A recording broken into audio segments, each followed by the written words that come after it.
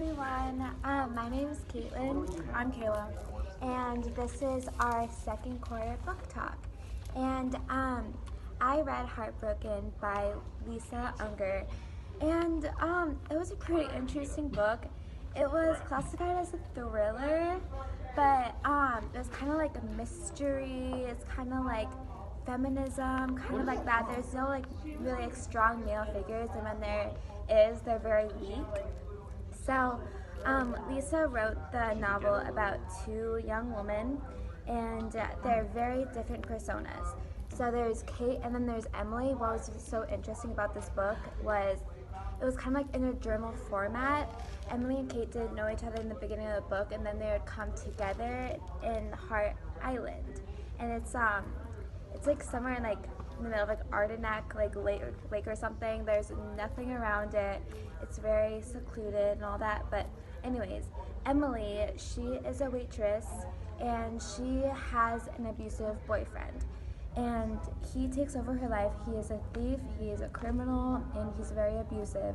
And eventually she has to run away from him because she feels like she cannot get out of the relationship she's in because he's just so toxic. He abuses her, he gets her in trouble, and she thinks that she loves him so much and she can't live without him, but eventually she runs off because trouble in the law.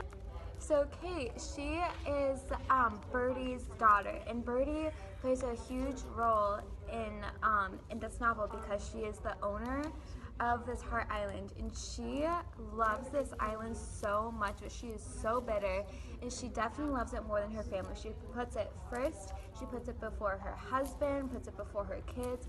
She shuts everyone out, and that just creates commotion because Birdie gives a really negative vibe, and I think anyone that reads this book will absolutely hate Birdie because she is this rigid old lady. And then what's really weird about this book, though, is that there's ghosts in it, and I just don't think that these ghosts like play a role in this book or shouldn't, because it's just weird and it feels so out of place.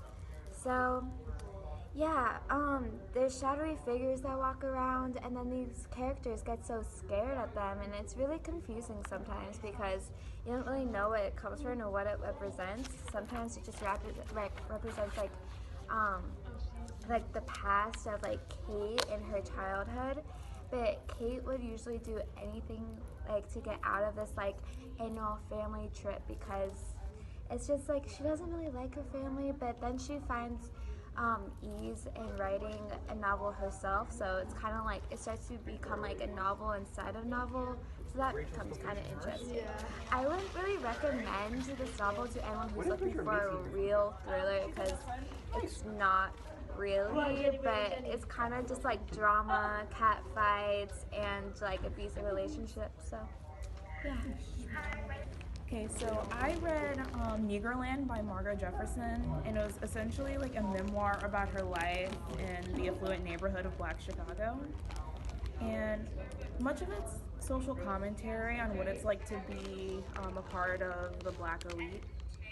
And so she like discusses her childhood as a daughter of like both a physician and a socialite, and I guess how she finds her identity in like such a like envious environment.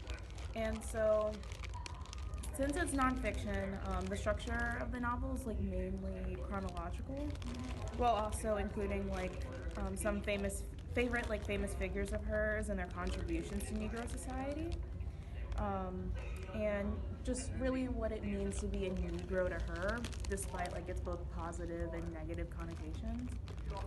And so, I mean, I really like the book because, of course, as an African American woman, I really like related to a lot of the issues she dealt with as a child as well, like the struggles of etiquette and the so-called like issue with nappy hair, and I think it makes people a little bit more aware of some of like the racial conflict between races, and I mean, I primarily was raised in a Caucasian community, so I mean, it's really enlightening and informative for those who may not understand exactly what it's like. But overall, I just found the book really, really empowering and relatable, and I would recommend this book to anyone who likes learning about different cultures and different people, and I guess just wants to be informed of the stuff that actually goes on in cities and stuff like that. So, yeah. That sounds really cool. Yeah.